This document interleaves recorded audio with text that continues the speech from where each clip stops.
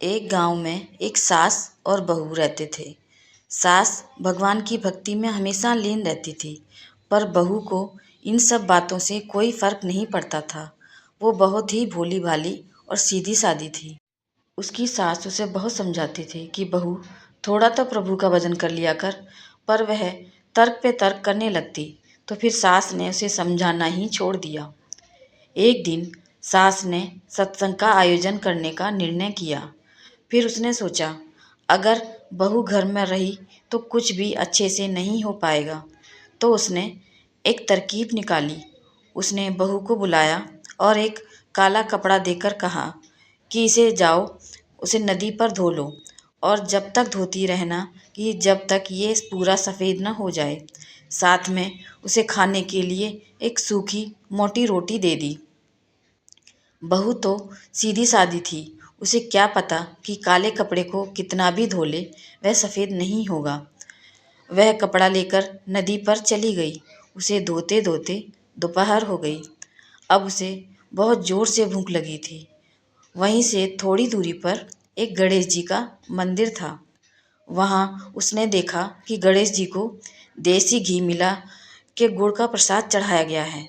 बहू ने देखा कि उसकी सास ने तो उसे सूखी रोटी ही दी है, अब वह उसे कैसे खाए।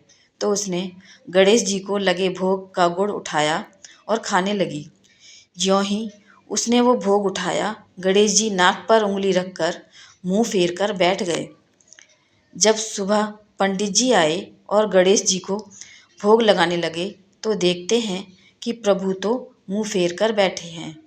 अब तो ये बात राजा तक पहुंच गई। धीरे धीरे राज्य में यह खबर जंगल की आग की तरह फैल गई कि गणेश जी नाक पर उंगली रखकर और मुंह फेर कर बैठ गए हैं। राजा भी बहुत चिंतित हो गए। अगर प्रभु ने भोग नहीं लिया तो पूरा राज्य नष्ट हो जाएगा। ये कैसी विपदा आन पड़ी है, अब इससे हमें कौन बचाएगा। उन्होंने पूरे राज्य में घोषणा करवा दी कि जो भी गणेश जी को मना लेगा, उसकी नाक पर से उंगली हटवा देगा, उसे वह अपना आधा राज्य दे देंगे। सब लोग पूजा पाठ करने लगे, पर गणेश जी जैसे के तैसे बैठे रहे। जब यह खबर बहू ने सुनी तो वह गुस्से से उस मंदिर में आई और साथ में एक डंडा भी लेकर आई।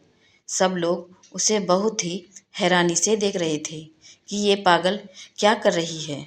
बड़े से बड़े पंडित और ज्ञानी गणेश जी को नहीं मना पाए, तो ये पागल क्या कर पाएगी।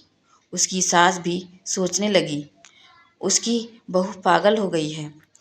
अब उसकी बहू ने वो डंडा उठाया और गणेश जी की तरफ तान दिया। सब लोग आश्चर्यचकित होकर देख रहे थे। अरे ये क्या अनर्थ कर रही है। वह बोली, रोज रोज घी वाला गुड़ तो आप ही खाते हो ना, इसलिए आपका मन बहुत बढ़ गया है। एक दिन मैंने आपका घी वाला गुड़ खा लिया तो क्या हो गया। अब हाथ हटाकर सीधे होते हो कि नहीं, या मैं उठाऊं डंडा। ज्यों ही बहू ने ऐसा कहा, गणेश जी तुरंत ही सीधे होकर बैठ गए। भगवान उसके निश्चल प्रेम को देखकर प्रसन्न हो गए और उसे अपनी भक्ति का वरदान दिया। इधर राजा ने भी अपना वचन पूर्ण किया और उसे अपना आधा राज्य दे दिया। अब बहू और सास दोनों सुखपूर्वक रहने लगी। प्रभु को किसका डर है, वो तो खुद ही दूसरों के डर को दूर करते हैं।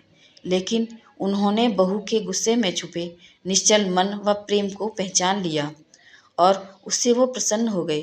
प्रभु कब किस पे अपनी कृपा दृष्टि डाल दें, ये कोई नहीं जानता।